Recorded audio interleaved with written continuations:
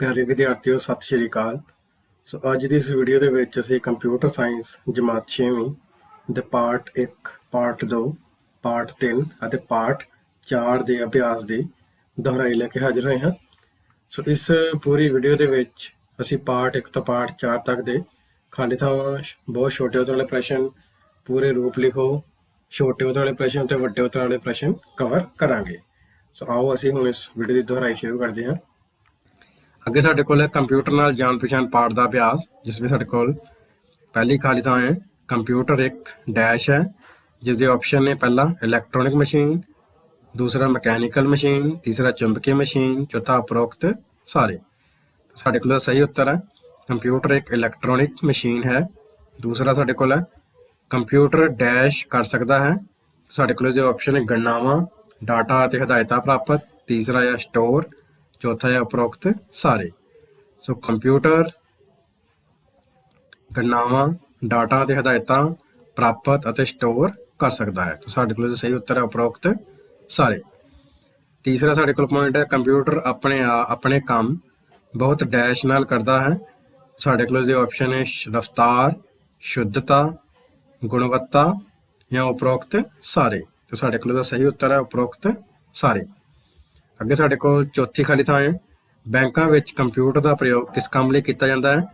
ਸਾਡੇ ਕੋਲ ਆਪਸ਼ਨ ਨੇ ਪਹਿਲਾ ਆਪਸ਼ਨ ਹੈ ਬੈਂਕ ਨੂੰ ਸੁਰੱਖਿਅਤ ਰੱਖਣ ਲਈ, ਦੂਸਰਾ ਹੈ ਖਾਤਿਆਂ ਦਾ ਰਿਕਾਰਡ ਰੱਖਣ ਲਈ, ਤੀਸਰਾ ਹੈ ਬੈਂਕ ਨੂੰ ਸਾਫ਼ ਰੱਖਣ ਲਈ, ਚੌਥਾ ਹੈ ਇਹਨਾਂ ਵਿੱਚੋਂ ਕੋਈ ਨਹੀਂ। ਸਾਡੇ ਕੋਲ ਦਾ ਸਹੀ ਉੱਤਰ ਹੈ ਬੈਂਕਾਂ ਵਿੱਚ ਕੰਪਿਊਟਰ ਦਾ ਪ੍ਰਯੋਗ ਖਾਤਿਆਂ ਦਾ ਰਿਕਾਰਡ ਰੱਖਣ ਲਈ ਕੀਤਾ ਜਾਂਦਾ ਹੈ। ਪੰਜਵੇਂ ਸਾਡੇ ਕੋਲ ਪੁਆਇੰਟ ਹੈ ਕੰਪਿਊਟਰ ਦੁਆਰਾ ਕਿਸੇ ਵੀ ਕੰਮ ਨੂੰ ਕਰਨ ਲਈ ਲਗਾਏ ਗਏ ਸਮੇਂ ਨੂੰ ਕਿਸ ਇਕਾਈ ਨਾਲ ਮਾਪਿਆ ਜਾਂਦਾ ਹੈ। ਸਾਡੇ ਕੋਲ ਜੋ ਆਪਸ਼ਨ ਹੈ ਮਿੰਟ, ਘੰਟੇ, ਮਿਲੀ ਸੈਕਿੰਡ ਜਾਂ ਦਿਨ। ਸੋ ਕੰਪਿਊਟਰ ਦੁਆਰਾ ਕਿਸੇ ਵੀ ਕੰਮ ਨੂੰ ਕਰਨ ਲਈ ਲਗਾਏ ਗਏ ਸਮੇਂ ਨੂੰ ਮਿਲੀ ਸੈਕਿੰਡ ਇਕਾਈ ਨਾਲ ਮਾਪਿਆ ਜਾਂਦਾ ਹੈ।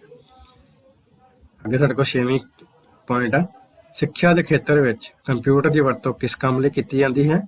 ਸਾਡੇ ਕੋਲ ਦਾ ਪਹਿਲਾ ਪੁਆਇੰਟ ਹੈ ਨੋਟਸ ਬਣਾਉਣ ਲਈ, ਦੂਸਰਾ ਨਤੀਜੇ ਤਿਆਰ ਕਰਨ ਲਈ, ਤੀਸਰਾ ਰਿਪੋਰਟਾਂ ਤਿਆਰ ਕਰਨ ਲਈ ਜਾਂ ਉਪਰੋਕਤ ਸਾਰੇ। ਤਾਂ ਸਾਡੇ ਕੋਲ ਦਾ ਸਹੀ ਉੱਤਰ ਹੈ ਉਪਰੋਕਤ ਸਾਰੇ। ਅੱਗੇ ਸਾਡੇ ਕੋਲ ਸੱਤਵਾਂ ਪੁਆਇੰਟ ਹੈ ਇਹਨਾਂ ਵਿੱਚ ਕਿਹੜੀ ਕੰਪਿਊਟਰ ਦੀ ਖਾਮੀ ਹੈ। ਸਾਡੇ ਕੋਲ ਜੋ ਆਪਸ਼ਨ ਨੇ ਰਫਤਾਰ, ਸ਼ੁੱਧਤਾ, ਕੋਈ ਸਮੇਂ ਨਾ ਹੋਣਾ ਜਾਂ ਅਥੱਕ। ਸੋ ਕੋਈ ਸਮਝ ਨਾ ਹੋਣਾ ਕੰਪਿਊਟਰ ਦੀ ਇੱਕ ਖਾਮੀ ਹੈ। ਅੱਗੇ ਸਾਡੇ ਕੋਲ ਹੈ ਬਹੁਤ ਛੋਟੇ ਉੱਤਰ ਵਾਲੇ ਪ੍ਰਸ਼ਨ, ਜਿਸ ਵਿੱਚ ਸਾਡੇ ਕੋਲ ਪਹਿਲਾ ਪ੍ਰਸ਼ਨ ਹੈ ਕੰਪਿਊਟਰ ਨੂੰ ਪਰਿਭਾਸ਼ਿਤ ਕਰੋ। ਸੋ ਕੰਪਿਊਟਰ ਇੱਕ ਬਿਜਲੀ ਨਾਲ ਚੱਲਣ ਵਾਲਾ ਉਪਕਰਨ ਹੈ ਜਿਸ ਨੂੰ ਸੂਚਨਾ ਨਾਲ ਕੰਮ ਕਰਨ ਲਈ ਡਿਜ਼ਾਈਨ ਕੀਤਾ ਗਿਆ ਹੈ। ਇਹ ਯੂਜ਼ਰ ਤੋਂ ਇਨਪੁਟ ਦੇ ਰੂਪ ਵਿੱਚ ਡਾਟਾ ਅਤੇ ਹਦਾਇਤਾਂ ਪ੍ਰਾਪਤ ਕਰਦਾ ਹੈ ਅਤੇ ਇਹਨਾਂ ਹਦਾਇਤਾਂ ਦੀ ਪਾਲਣਾ ਕਰਦਾ ਹੈ। ਡਾਟੇ ਉੱਪਰ ਹਦਾਇਤਾਂ ਦੀ ਇਸ ਪਾਲਣਾ ਨੂੰ ਪ੍ਰੋਸੈਸਿੰਗ ਕਿਹਾ ਜਾਂਦਾ ਹੈ।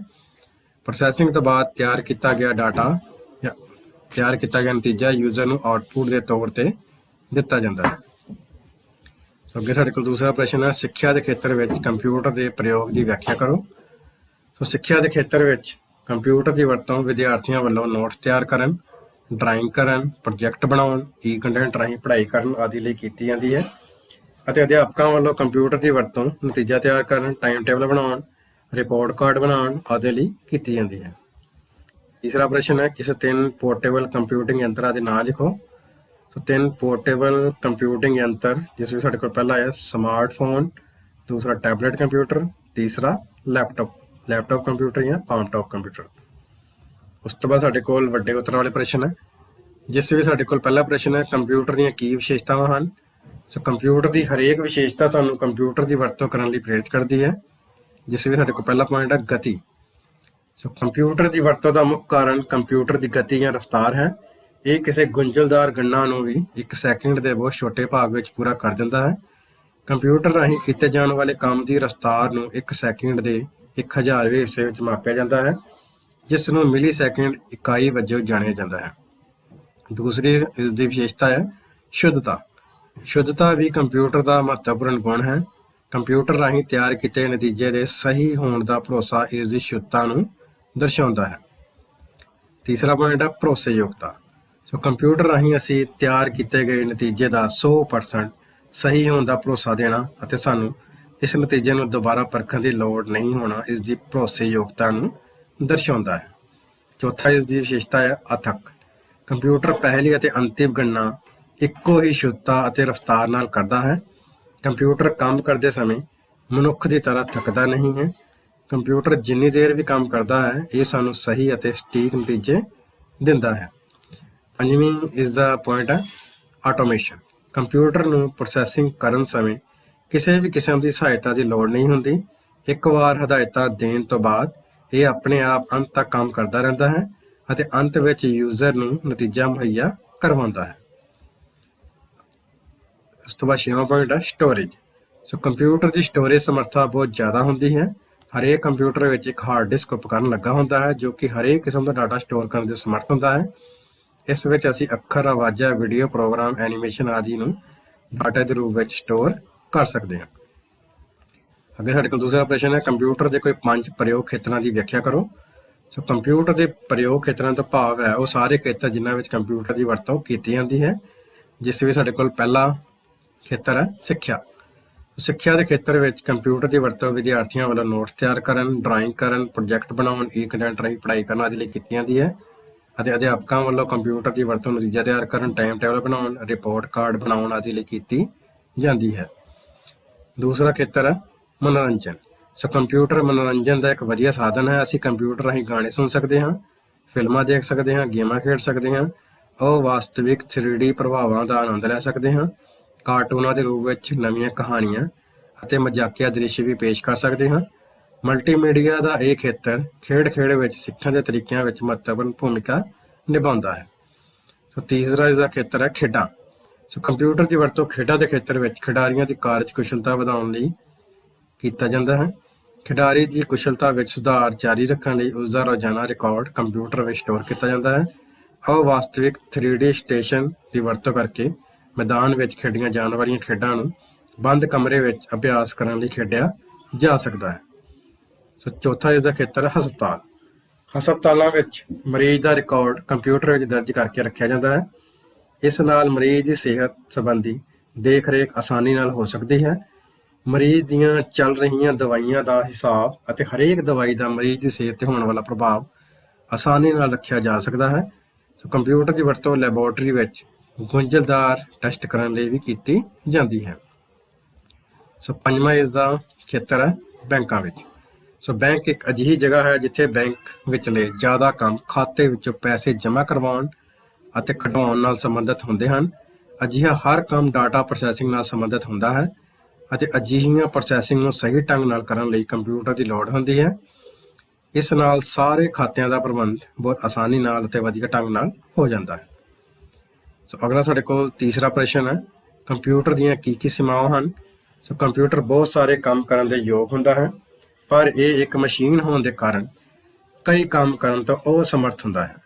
ਅਜਿਹੇ ਕੰਮਾਂ ਨੂੰ ਹੀ ਕੰਪਿਊਟਰ ਦੀਆਂ ਸੀਮਾਵਾਂ ਕਿਹਾ ਜਾਂਦਾ ਹੈ, ਜਿਸ ਵਿੱਚ ਸਾਡੇ ਕੋਲ ਪਹਿਲੀ ਹੈ ਇੱਕ ਕੰਪਿਊਟਰ ਆਪਣੇ ਆਪ ਕੋਈ ਵੀ ਫੈਸਲਾ ਨਹੀਂ ਲੈ ਸਕਦਾ। ਦੂਸਰਾ ਪੁਆਇੰਟ ਹੈ ਕੰਪਿਊਟਰ ਕਿਸੇ ਗਲਤ ਹਦਾਇਤ ਨੂੰ ਵੀ ਸਹੀ ਨਹੀਂ ਕਰ ਸਕਦਾ। ਤੀਸਰਾ ਪੁਆਇੰਟ ਹੈ ਕੰਪਿਊਟਰ ਯੂਜ਼ਰ ਦੀਆਂ ਹਦਾਇਤਾਂ ਤੋਂ ਬਿਨਾਂ ਕੋਈ ਵੀ ਕੰਮ ਨਹੀਂ ਕਰ ਸਕਦਾ। ਚੌਥਾ ਪੁਆਇੰਟ ਹੈ ਕੰਪਿਊਟਰ ਵਿੱਚ ਭਾਵਨਾਵਾਂ ਅਤੇ ਸਮਝ ਨਹੀਂ ਹੁੰਦੀ। ਪੰਜਵਾਂ ਪੁਆਇੰਟ ਹੈ ਕਿਸੇ ਮਨੁੱਖ ਦੀ ਤਰ੍ਹਾਂ ਇਸ ਕੋਲ ਕੋਈ ਗਿਆਨ ਅਤੇ ਤਜਰਬਾ ਵੀ ਨਹੀਂ ਹੁੰਦਾ। ਅੱਗੇ ਸਾਡੇ ਕੋਲ ਹੈ ਚੌਥਾ ਪ੍ਰਸ਼ਨ ਪੋਰਟੇਬਲ ਕੰਪਿਊਟਿੰਗ ਯੰਤਰਾਂ ਤੋਂ ਕੀ ਭਾਵ ਹੈ। ਕਿਸੇ ਤਿੰਨ ਅਜਿਹੇ ਯੰਤਰਾਂ ਦੀ ਵਿਆਖਿਆ ਕਰੋ। ਸੋ ਉਹ ਉਪਕਰਨ ਜਾਂ ਉਹ ਸਾਰੇ ਉਪਕਰਨ ਜੋ ਡਾਟੇ ਨੂੰ ਪ੍ਰੋਸੈਸ ਕਰਦੇ ਹਨ ਅਤੇ ਜਿਨ੍ਹਾਂ ਨੂੰ ਇੱਕ ਥਾਂ ਤੋਂ ਦੂਜੀ ਥਾਂ ਆਸਾਨੀ ਨਾਲ ਲਿਜਾਇਆ ਜਾ ਸਕਦਾ ਹੈ ਨੂੰ ਪੋਰਟੇਬਲ ਕੰਪਿਊਟਿੰਗ ਯੰਤਰ ਕਿਹਾ ਜਾਂਦਾ ਹੈ, ਜੋ ਕਿ ਹੇਠ ਲਿਖੇ ਅਨੁਸਾਰ ਹਨ। ਸਭ ਤੋਂ ਪਹਿਲਾਂ ਸਾਡੇ ਕੋਲ ਸਮਾਰਟਫੋਨ। ਸਮਾਰਟਫੋਨ ਇੱਕ ਪੋਰਟੇਬਲ ਯੰਤਰ ਹੈ ਜਿਸ ਦੀ ਵਰਤੋਂ ਫੋਨ ਕਰਨ ਅਤੇ ਡਾਟੇ ਨੂੰ ਡਿਜੀਟਲ ਰੂਪ ਵਿੱਚ ਪ੍ਰੋਸੈਸ ਕਰਨ ਲਈ ਕੀਤੀ ਜਾਂਦੀ ਹੈ। ਸਮਾਰਟਫੋਨ ਸਾਨੂੰ ਕੈਮਰੇ ਅਤੇ ਵਧੇਰੇ ਡਾਟਾ ਸਟੋਰੇਜ ਦੀ ਸੁਵਿਧਾ ਦਿੰਦੇ ਹਨ। ਸਮਾਰਟਫੋਨ ਦੀ ਵਰਤੋਂ ਸਿੱਖਿਆ, ਵਪਾਰ, ਮਨੋਰੰਜਨ ਅਤੇ ਗੇਮਾਂ ਖੇਡਣ ਲਈ ਕੀਤੀ ਜਾਂਦੀ ਹੈ। ਦੂਸਰਾ ਇਸ ਦਾ ਯੰਤਰ ਹੈ ਟੈਬਲੇਟ ਕੰਪਿਊਟਰ। ਟੈਬਲੇਟ ਕੰਪਿਊਟਰ ਇੱਕ ਪਤਲਾ ਅਤੇ ਪੋਰਟੇਬਲ ਕੰਪਿਊਟਰ ਹੁੰਦਾ ਹੈ। ਇਹ ਬੈਟਰੀ ਨਾਲ ਚੱਲਦਾ ਹੈ ਅਤੇ ਇਸ ਵਿੱਚ ਟੱਚ ਸਕਰੀਨ ਲੱਗੀ ਹੁੰਦੀ ਹੈ ਜੋ ਇਸ ਨੂੰ ਵਰਤਣ ਵਿੱਚ ਮਦਦ ਕਰਦੀ ਹੈ। ਟੈਬਲੇਟ ਵਿੱਚ ਅਸੀਂ ਬਿਨਾਂ ਕੀਬੋਰਡ ਤੋਂ ਲਿਖ ਸਕਦੇ ਹਾਂ। ਤੀਸਰਾ ਪੋਰਟੇਬਲ ਕੰਪਿਊਟਰ ਹੈ ਪਾਮ ਟੌਪ ਕੰਪਿਊਟਰ। ਸੋ ਪਾਮ ਟੌਪ ਕੰਪਿਊਟਰ ਇੱਕ ਅਜਿਹਾ ਕੰਪਿਊਟਰ ਹੁੰਦਾ ਹੈ ਜਿਸ ਨੂੰ ਆਸਾਨੀ ਨਾਲ ਹਥੇਲੀ 'ਤੇ ਰੱਖ ਕੇ ਚਲਾਇਆ ਜਾ ਸਕਦਾ ਹੈ। ਇਸ ਕਿਸਮ ਦੇ ਕੰਪਿਊਟਰ ਵਿੱਚ ਇੱਕ ਛੋਟੀ ਸਕਰੀਨ ਅਤੇ ਇੱਕ ਕੀਬੋਰਡ ਮੌਜੂਦ ਹੁੰਦਾ ਹੈ।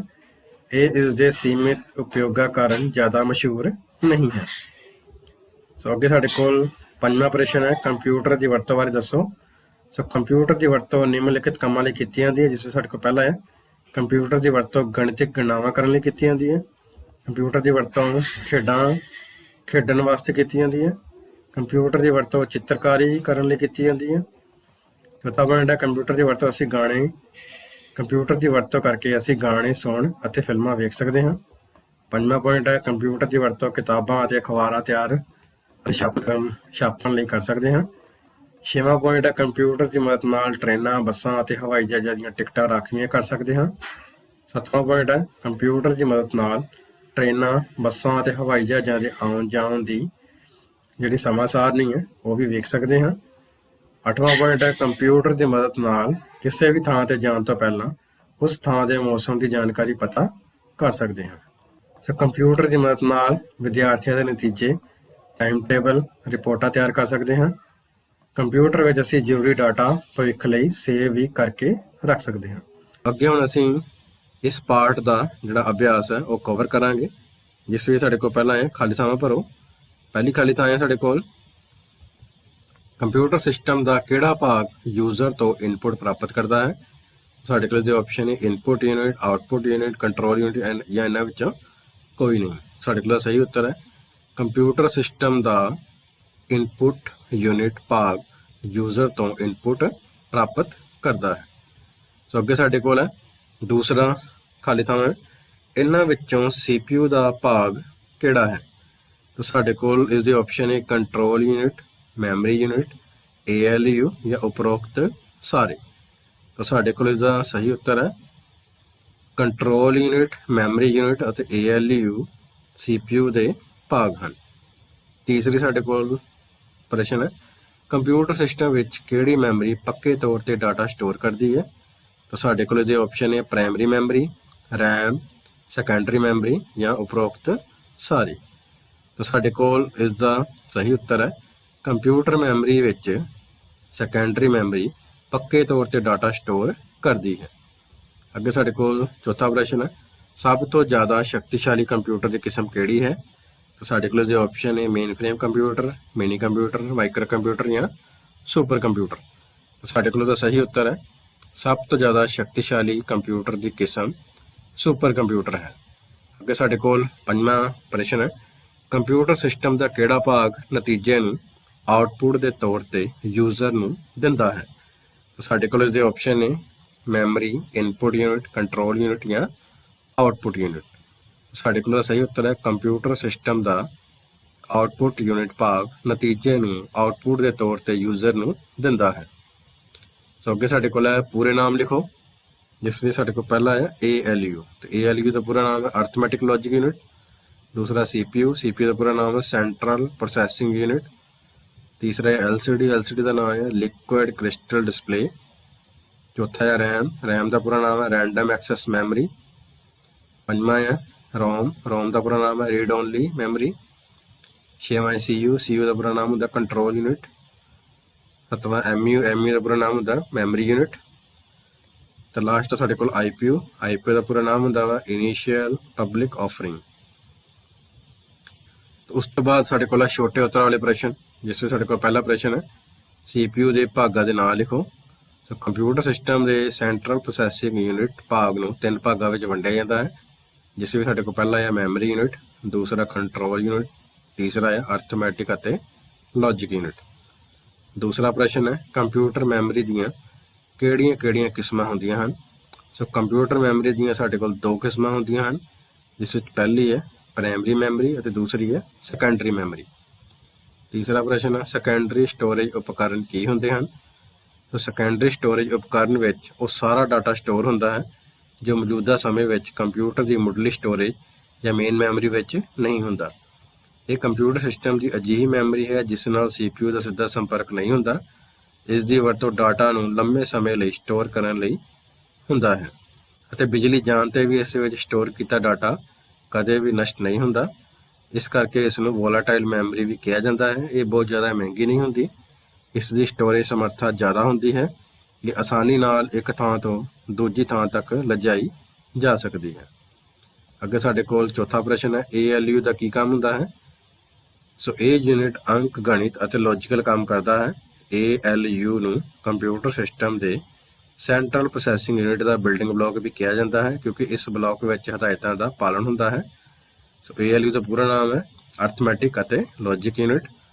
ਡਿਜੀਟਲ ਕੰਪਿਊਟਰ ਵਿੱਚ ਬਹੁਤ ਸਾਰੇ ਕੰਮ ਤਰਕ ਦੇ ਆਧਾਰ ਤੇ ਕੀਤੇ ਜਾਂਦੇ ਹਨ ਅਤੇ ਪ੍ਰੋਸੈਸ ਕਰਨ ਲਈ ਬਹੁਤ ਸਾਰੀਆਂ ਗਣਨਾਵਾਂ ਨਾਲ ਸੰਬੰਧਿਤ ਹੁੰਦੇ ਹਨ। ਸੋ ਕੰਪਿਊਟਰ ਸਿਸਟਮ ਦਾ ਇਹ ਭਾਗ ਮਾਈਕਰੋ ਪ੍ਰੋਸੈਸਰ ਦੇ ਅੰਦਰ ਹੀ ਬਣਿਆ ਹੁੰਦਾ ਹੈ। ਸੋ ਪੰਜਵਾਂ ਪ੍ਰਸ਼ਨ ਹੈ, ਮਾਈਕਰੋ ਕੰਪਿਊਟਰ ਕੀ ਹੈ? ਸੋ ਮਾਈਕਰੋ ਕੰਪਿਊਟਰ ਇੰਨੇ ਛੋਟੇ ਹੁੰਦੇ ਸੀ ਕਿ ਇਹਨਾਂ ਨੂੰ ਡੈਸਕ ਤੇ ਆਸਾਨੀ ਨਾਲ ਰੱਖਿਆ ਜਾ ਸਕਦਾ ਸੀ। ਇਹਨਾਂ ਨੂੰ ਕੰਪਿਊਟਰ ਔਨ ਚਿਪ ਵੀ ਕਿਹਾ ਜਾਂਦਾ ਹੈ।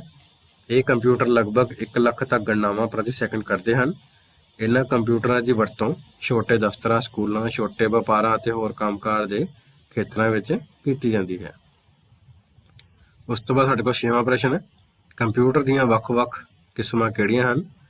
ਸੋ ਕੰਪਿਊਟਰ ਨੂੰ ਰਫ਼ਤਾਰ, ਮੈਮਰੀ, ਪ੍ਰੋਸੈਸਿੰਗ ਸਮਰੱਥਾ ਅਤੇ ਸਟੋਰੇਜ ਸਮਰੱਥਾ ਦੇ ਆਧਾਰ ਤੇ ਇਸ ਦੀਆਂ 4 ਕਿਸਮਾਂ ਵਿੱਚ ਵੰਡਿਆ ਜਾਂਦਾ ਹੈ। ਪਹਿਲੀ ਸਾਡੇ ਕੋਲ ਹੈ ਮਾਈਕਰੋ ਕੰਪਿਊਟਰ, ਦੂਸਰਾ ਮਿਨੀ ਕੰਪਿਊਟਰ, ਤੀਸਰਾ ਮੇਨ ਫਰੇਮ ਕੰਪਿਊਟਰ ਅਤੇ ਚੌਥਾ ਹੈ ਸੁਪਰ ਕੰਪਿਊਟਰ। ਸੋ ਅੱਗੇ ਸਾਡੇ ਕੋਲ ਹੈ ਵੱਡੇ ਉੱਤਰ ਵਾਲੇ ਪ੍ਰਸ਼ਨ, ਜਿਸ ਵਿੱਚ ਸਾਡੇ ਕੋਲ ਪਹਿਲਾ ਪ੍ਰਸ਼ਨ ਹੈ, ਕੰਪਿਊਟਰ ਦੇ ਬਲਾਕ ਚਿੱਤਰ ਤੋਂ ਤੁਹਾਡਾ ਕੀ ਭਾਵ ਹੈ? ਇਸ ਦੇ ਭਾਗਾਂ ਦੀ ਵਿਆਖਿਆ ਕਰੋ। ਸੋ ਕੰਪਿਊਟਰ ਦੇ ਬਲਾਕ ਚਿੱਤਰ ਤੋਂ ਭਾਵ ਹੈ ਕੰਪਿਊਟਰ ਦੇ ਸਾਰੇ ਭਾਗਾਂ ਦੇ ਆਪਸੀ ਸੰਬੰਧਾਂ ਦੀ ਬਣਤਰ। ਸੋ ਅਸੀਂ ਇਸ ਬਣਤਰ ਨੂੰ ਗ੍ਰਾਫਿਕਲ ਪੇਸ਼ਕਾਰੀ ਦੇ ਰੂਪ ਵਿੱਚ ਦੇਖ ਸਕਦੇ ਹਾਂ, ਜਿਵੇਂ ਕਿ ਚਿੱਤਰ ਦੇਖ ਪਾ ਰਹੇ ਹੋ। ਤੇ ਇਸ ਦੇ ਮੇਨ 3 ਭਾਗ ਹੁੰਦੇ ਹਨ, ਇਨਪੁਟ ਯੂਨਿਟ, CPU ਅਤੇ ਆਊਟਪੁੱਟ ਯੂਨਿਟ। ਸੋ ਇਸ ਵਿੱਚ ਅੱਗੇ ਅਸੀਂ ਸੈਂਟਰਲ ਪ੍ਰੋਸੈਸਿੰਗ ਯੂਨਿਟ ਦੇ ਭਾਗਾਂ ਬਾਰੇ ਜਾਣਾਂਗੇ, ਜਿਸ ਵਿੱਚ ਪਹਿਲਾ ਹੈ ਮੈਮਰੀ ਯੂਨਿਟ। ਸੋ ਮੈਮਰੀ ਯੂਨਿਟ ਕੰਪਿਊਟਰ ਸਿਸਟਮ ਦਾ ਉਹ ਭਾਗ ਹੈ ਜਿੱਥੇ ਪ੍ਰੋਸੈਸਿੰਗ ਲਈ ਡਾਟਾ ਅਤੇ ਹਦਾਇਤਾਂ ਨੂੰ ਰੱਖਿਆ ਜਾਂਦਾ ਹੈ। ਭਾਵੇਂ ਕਿ ਇਹ CPU ਦੇ ਨਾਲ ਬਹੁਤ ਨਜ਼ਦੀਕੀ ਸੰਬੰਧ ਰੱਖਦਾ ਹੈ, ਪਰ ਅਸਲ ਵਿੱਚ ਇਹ ਉਸ ਤੋਂ ਵੱਖਰਾ ਹੁੰਦਾ ਹੈ। ਮੈਮਰੀਜ਼ ਬਹੁਤ ਕਿਸਮਾਂ ਦੀਆਂ ਹੁੰਦੀਆਂ ਹਨ।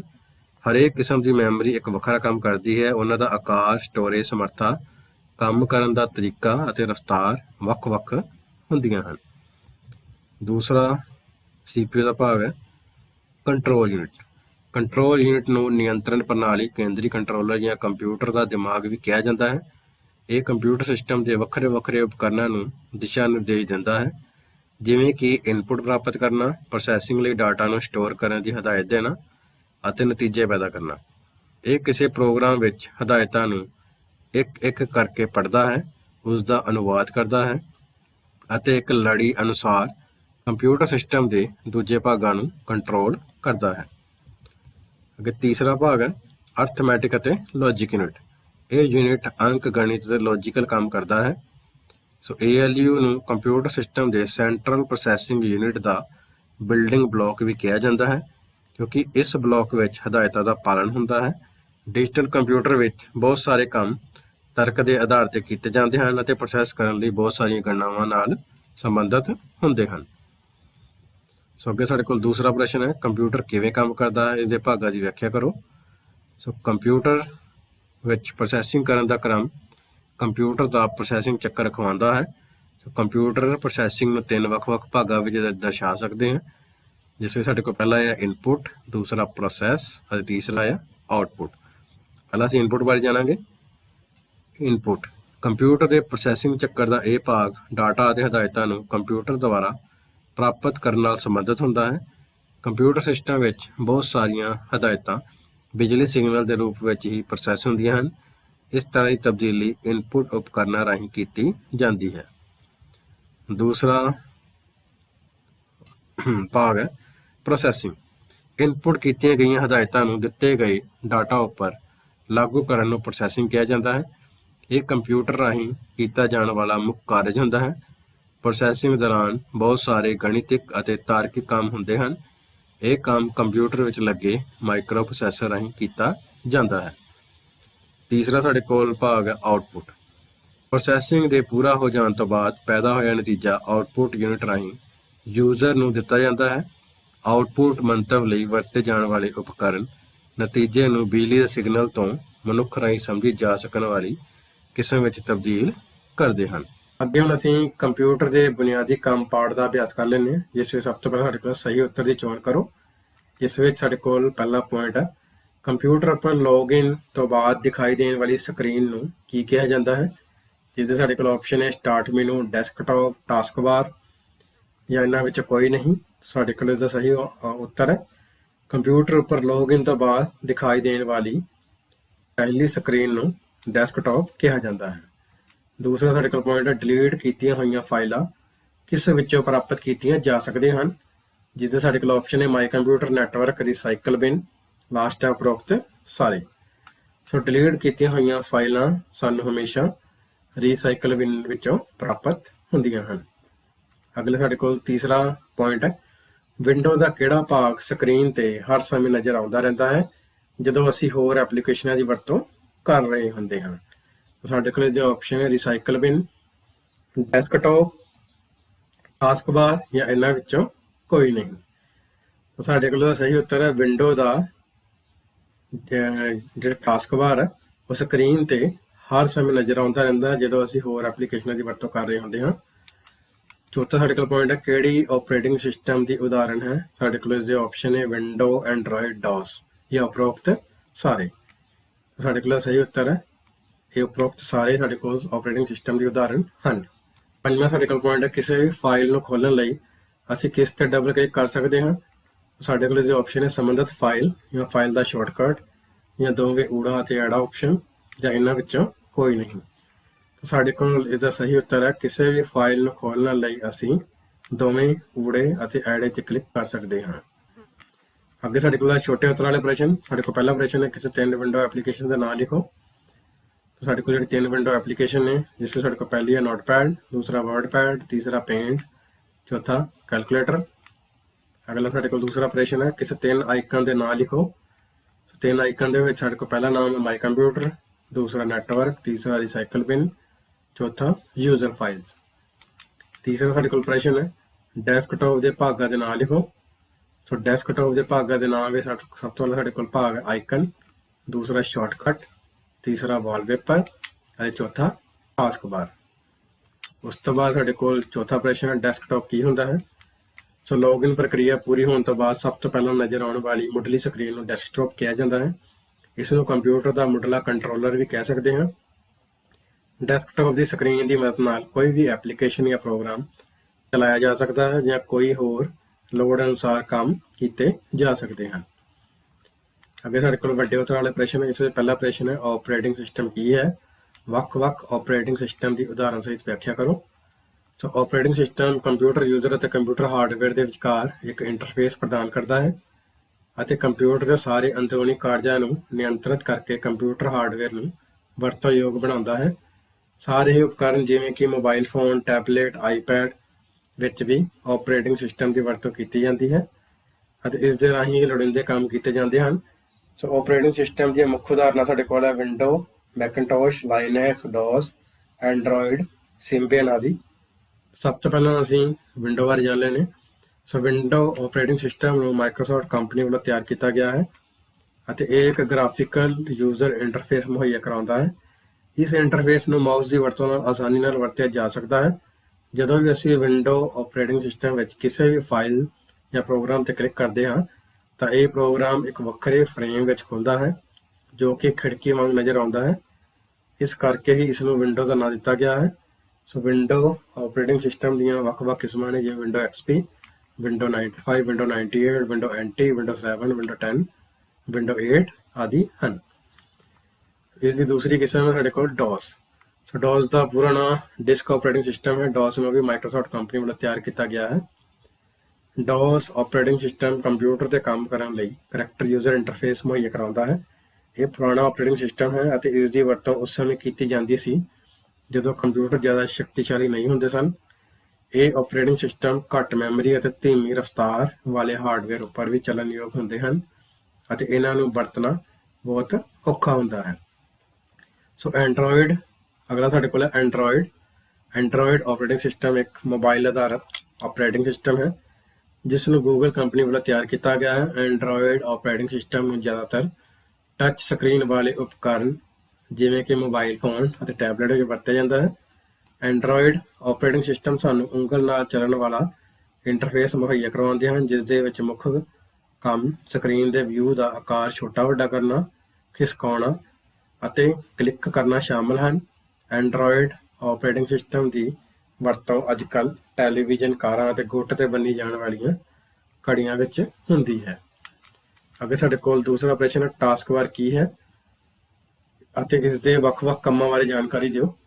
ਟਾਸਕ ਬਾਰ ਆਪਰੇਟਿੰਗ ਸਿਸਟਮ ਦਾ ਹਿੱਸਾ ਹੁੰਦੀ ਹੈ ਅਤੇ ਕੰਪਿਊਟਰ ਦੀ ਸਕਰੀਨ ਦੇ ਹੇਠਲੇ ਪਾਸੇ ਹੁੰਦੀ ਹੈ।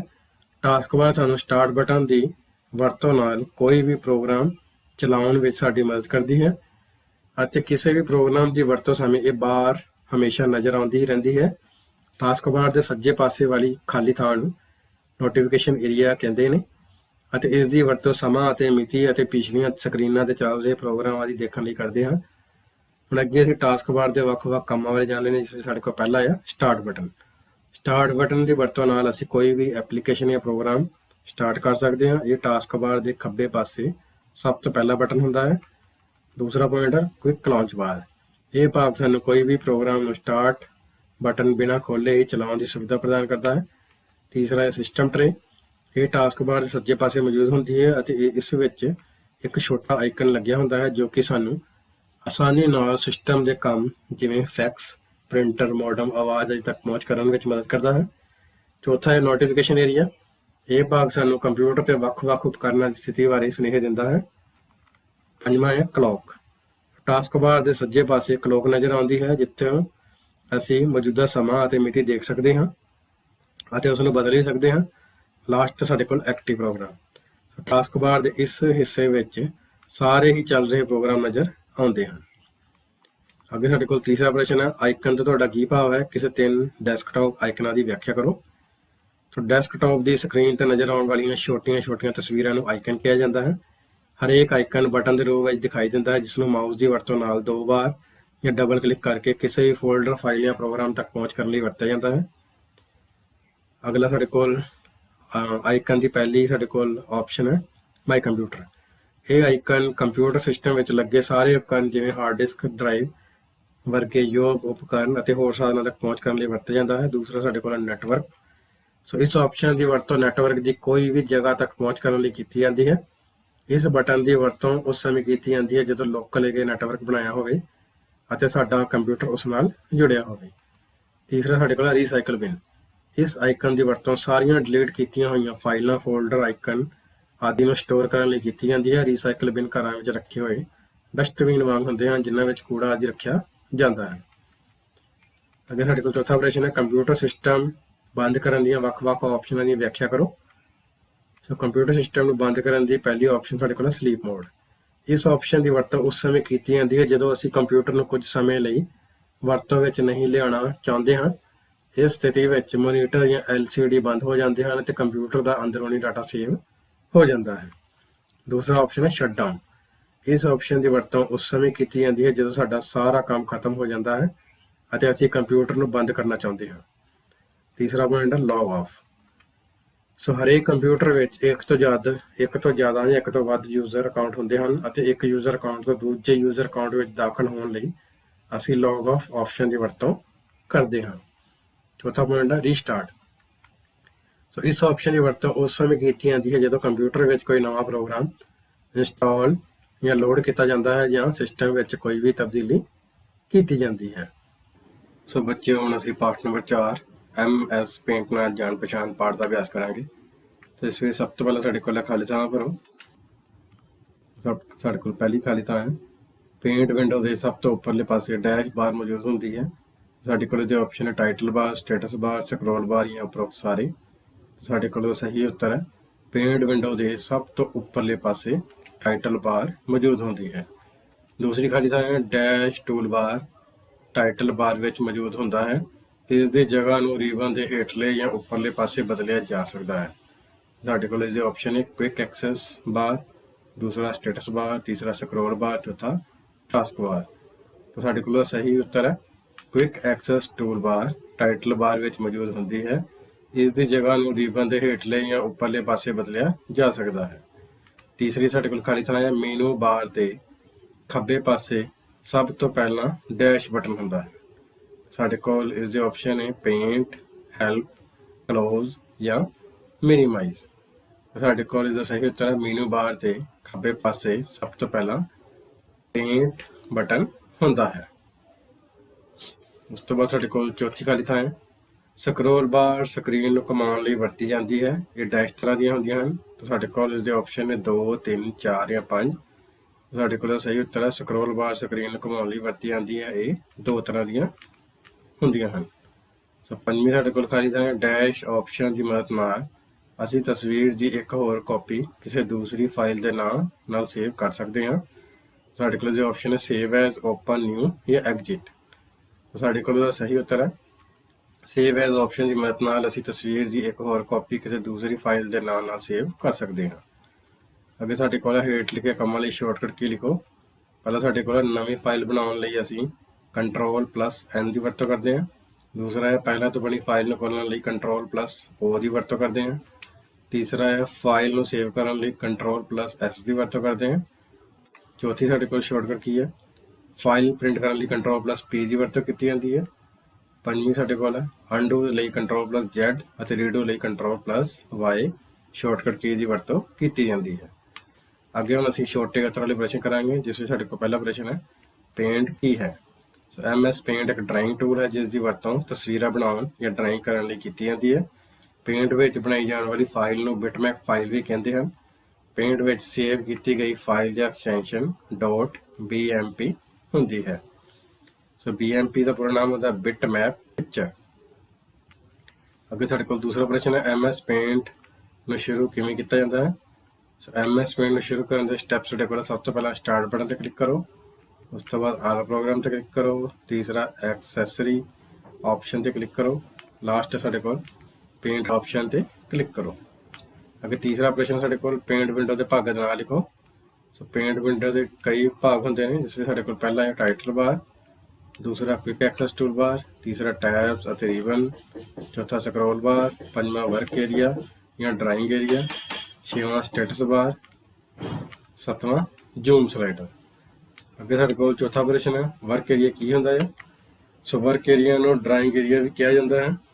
ਇਹ ਪੇਂਟ ਵਿਚਕਾਰ ਖਾਲੀ ਜਗ੍ਹਾ ਹੁੰਦੀ ਹੈ ਜਿਸ ਦੀ ਵਰਤੋਂ ਤਸਵੀਰਾਂ ਬਣਾਉਣ ਲਈ ਕੀਤੀ ਜਾਂਦੀ ਹੈ। ਦੂਜੇ ਸ਼ਬਦਾਂ ਵਿੱਚ ਵਰਕ ਏਰੀਆ ਉਹ ਥਾਂ ਹੁੰਦੀ ਹੈ ਜਿੱਥੇ ਸੁੰਦਰ ਅਤੇ ਆਕਰਸ਼ਕ ਡਰਾਇੰਗ ਕੀਤੀ ਜਾ ਸਕਦੀ ਹੈ। ਅੱਗੇ ਪੰਜਵਾਂ ਪ੍ਰਸ਼ਨ ਹੈ ਸੇਵ ਕਮਾਂਡ ਦੀ ਵਰਤੋਂ ਬਾਰੇ ਦੱਸੋ। ਸੋ ਸੇਵ ਕਮਾਂਡ ਦੀ ਵਰਤੋਂ ਕਰਕੇ ਅਸੀਂ MS ਪੇਂਟ ਵਿੱਚ ਬਣਾਈ ਤਸਵੀਰ ਜਾਂ ਪੇਂਟਿੰਗ ਨੂੰ ਸੇਵ ਕਰਕੇ ਰੱਖ ਸਕਦੇ ਹਾਂ। MS ਪੇਂਟ ਵਿੱਚ ਬਣਾਈ ਗਈ ਤਸਵੀਰ ਨੂੰ ਸੇਵ ਕਰਨ ਲਈ ਫਾਈਲ ਮੈਨੂ ਵਿੱਚੋਂ ਸੇਵ ਆਪਸ਼ਨ ਦੀ ਵਰਤੋਂ ਜਾਂ Ctrl+S ਸ਼ਾਰਟਕਟ ਕੀ ਦੀ ਵਰਤੋਂ ਕਰਕੇ ਅਸੀਂ ਆਪਣੀ ਫਾਈਲ ਨੂੰ ਸੇਵ ਕਰ ਸਕਦੇ ਹਾਂ। ਅੱਗੇ ਸਾਡੇ ਕੋਲ ਛੇਵਾਂ ਪ੍ਰਸ਼ਨ ਹੈ ਸਕਰੋਲ ਬਾਰ ਦੀਆਂ ਕਿੰਨੀਆਂ ਕਿਸਮਾਂ ਹੁੰਦੀਆਂ ਹਨ। ਸੋ ਸਕਰੋਲ ਬਾਰ ਦੀ ਵਰਤੋਂ ਸਕਰੀਨ ਨੂੰ ਉੱਪਰ ਤੋਂ ਹੇਠਾਂ ਸਕਰੋਲ ਲਈ ਜਾਂ ਲੈ ਕੇ ਜਾਣ ਲਈ ਕੀਤੀ ਜਾਂਦੀ ਹੈ। ਇਹ 2 ਤਰ੍ਹਾਂ ਦੀ ਹੁੰਦੀ ਹੈ। ਪਹਿਲੀ ਹੈ ਹੌਰੀਜ਼ੌਨਟਲ ਸਕਰੋਲ ਬਾਰ ਤੇ ਦੂਸਰੀ ਹੈ ਵਰਟੀਕਲ ਸਕਰੋਲ ਬਾਰ। ਸੋ ਹੌਰੀਜ਼ੌਨਟਲ ਸਕਰੋਲ ਬਾਰ ਦੀ ਵਰਤੋਂ ਕਰਦੇ ਹੋਏ ਅਸੀਂ ਆਪਣੀ ਸਕਰੀਨ ਨੂੰ ਉੱਪਰ ਹੇਠਾਂ ਲੈ ਕੇ ਆ ਸਕਦੇ ਹਾਂ ਤੇ ਵਰਟੀਕਲ ਸਕਰੋਲ ਬਾਰ ਦੇ ਵਰਤੋਂ ਦੇ ਨਾਲ ਅਸੀਂ ਆਪਣੀ ਸਕਰੀਨ ਨੂੰ ਖੱਬੇ ਸੱਜੇ ਲੈ ਕੇ ਜਾ ਸਕਦੇ ਹਾਂ। ਅੱਗੇ ਸਾਡੇ ਕੋਲ ਸੱਤਵਾਂ ਪਹਿਲਾ ਪ੍ਰਸ਼ਨ ਅੱਗੇ ਵੱਡੇ ਉੱਤਰ ਵਾਲੇ ਪ੍ਰਸ਼ਨ ਜਿਸ ਵਿੱਚ ਪਹਿਲਾ ਪ੍ਰਸ਼ਨ ਹੈ ਕੁਇਕ ਐਕਸੈਸ ਟੂਲ ਬਾਰ ਕੀ ਹੁੰਦੀ ਹੈ, ਇਸ ਦੇ ਭਾਗਾਂ ਬਾਰੇ ਵਿਸਥਾਰ ਨਾਲ ਦੱਸੋ। ਸੋ ਕੁਇਕ ਐਕਸੈਸ ਟੂਲ ਬਾਰ ਇੱਕ ਅਜਿਹੀ ਟੂਲ ਬਾਰ ਹੈ ਜੋ ਸਾਨੂੰ ਕੁਝ ਆਮ ਵਰਤੀਆਂ ਜਾਣ ਵਾਲੀਆਂ ਕਮਾਂਡ ਨੂੰ ਤੇਜ਼ੀ ਨਾਲ ਵਰਤਣ ਵਿੱਚ ਸਹਾਇਕ ਹੁੰਦੀ ਹੈ। ਇਹ ਟੂਲ ਬਾਰ ਪਹਿਲਾਂ ਤੋਂ ਹੀ ਟਾਈਟਲ ਬਾਰ ਵਿੱਚ ਮੌਜੂਦ ਹੁੰਦੀ ਹੈ। ਅਸੀਂ ਇਸ ਟੂਲ ਬਾਰ ਵਿੱਚ ਆਪਣੀ ਜ਼ਰੂਰਤ ਅਨੁਸਾਰ ਕਮਾਂਡ ਨੂੰ ਸ਼ਾਮਲ ਕਰ ਸਕਦੇ ਹਾਂ ਜਾਂ ਹਟਾ ਵੀ ਸਕਦੇ ਹਾਂ। ਕੁਇਕ ਐਕਸੈਸ ਟੂਲ ਬਾਰ ਨੂੰ ਰਿਬਨ ਦੇ ਹੇਠਾਂ ਜਾਂ ਉੱਪਰ ਵੀ ਲਗਾਇਆ ਜਾ ਸਕਦਾ ਹੈ। ਅੱਗੇ ਦੂਸਰਾ ਪ੍ਰਸ਼ਨ ਹੈ ਹੋਮ ਟੈਬ ਰਿਬਨ ਨੂੰ ਬਿਆਨ ਕਰੋ। ਸੋ ਹੋਮ ਟੈਬ ਰਿਬਨ ਪੇਂਟ ਦਾ ਇੱਕ ਮੁੱਖ ਰਿਬਨ ਹੈ। ਇਹ ਰਿਬਨ ਟਾਈਟਲ ਬਾਰ ਦੇ ਹੇਠਲੇ ਪਾਸੇ ਮੌਜੂਦ ਹੁੰਦਾ ਹੈ। ਪੇਂਟ ਵਿੱਚ ਜ਼ਿਆਦਾਤਰ ਵਰਤੀਆਂ ਜਾਣ ਵਾਲੀ ਕਮਾਂਡ ਇਸ ਰਿਬਨ ਵਿੱਚ ਹੀ ਮੌਜੂਦ ਹੁੰਦੀਆਂ ਹਨ। ਸਾਰੇ ਟੂਲ, ਸ਼ੇਪ, ਕਲਰ, ਪੈਲਟ ਅਤੇ ਹੋਰ ਬਹੁਤ ਸਾਰੀਆਂ ਕਮਾਂਡ ਇਸ ਰਿਬਨ ਵਿੱਚ ਮੌਜੂਦ ਹੁੰਦੀਆਂ ਹਨ। ਪੇਂਟ ਵਿੱਚ ਹਰ ਤਰ੍ਹਾਂ ਦਾ ਕੰਮ ਕਰਨ ਲਈ ਸਾਨੂੰ ਹੋਮ ਟੈਬ ਦੀ ਜ਼ਰੂਰਤ ਪੈਂਦੀ ਹੈ। ਇਸ ਤੋਂ ਇਲਾਵਾ ਹੋਮ ਟੈਬ ਨੂੰ ਮਿਨੀਮਾਈਜ਼ ਕਰਨ ਦੀ ਆਪਸ਼ਨ ਵੀ ਮੌਜੂਦ ਹੁੰਦੀ ਹੈ। ਜੇਕਰ ਅਸੀਂ ਇਸ ਆਪਸ਼ਨ ਦੀ ਚੋਣ ਕਰਦੇ ਹਾਂ ਤਾਂ ਹੋਮ ਟੈਬ ਰਿਬਨ ਸਕਰੀਨ 'ਤੇ ਨਜ਼ਰ ਆਉਣਾ ਬੰਦ ਹੋ ਜਾਂਦਾ ਹੈ। ਹੋਮ ਟੈਬ 'ਤੇ ਦੁਬਾਰਾ ਕਲਿੱਕ ਕਰਨ 'ਤੇ ਇਹ ਸਾਨੂੰ ਦਿਖਾਈ ਦੇਣ ਲੱਗ ਪੈਂਦਾ ਹੈ। ਸੋ ਬੱਚਿਓ, ਜੇਕਰ ਤੁਹਾਨੂੰ ਇਹ ਵੀਡੀਓ ਵਧੀਆ ਲੱਗੀ ਤਾਂ ਇਸ ਚੈਨਲ ਨੂੰ ਸਬਸਕ੍ਰਾਈਬ ਅਤੇ ਇਸ ਵੀਡੀਓ ਨੂੰ ਲਾਈਕ ਅਤੇ ਸ਼ੇਅਰ ਕਰਨਾ ਨਾ ਭੁੱਲਿਓ ਤਾਂ ਕਿ ਤੁਹਾਨੂੰ ਇਸੇ ਤਰ੍ਹਾਂ ਦੇ ਨਾਲ ਹੋਰ ਵੀ ਵੀਡੀਓ ਦੀ ਨੋਟੀਫਿਕੇਸ਼ਨ ਮਿਲਦੀ ਰਹੇ। ਧੰਨਵਾਦ।